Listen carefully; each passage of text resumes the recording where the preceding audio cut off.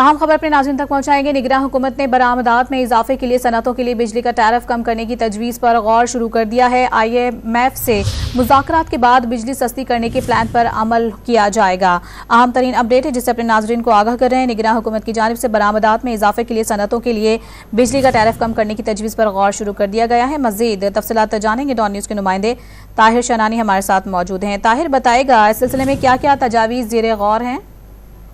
देखिए, निगरान हुकूमत ने माशी सरगर्मियाँ तेज और बरामदात में इजाफे के प्लान के तहत सनतों के लिए बिजली का टैरिफ कम करने की तजवीज़ तैयार की है। ताहम इसकी मंजूरी IMF से ली जाएगी और उसके बाद इस पर अमल दरामद हो सकेगा।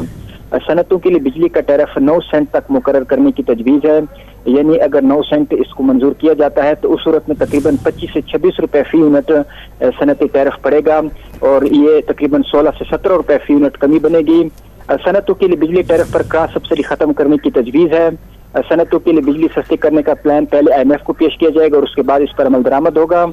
बरामदी शोबे के लिए बिजली के निर्ख कम करने की तजवीज़ है और जीरो रेटेड सेक्टर के लिए भी बिजली सस्ती करने का प्लान है।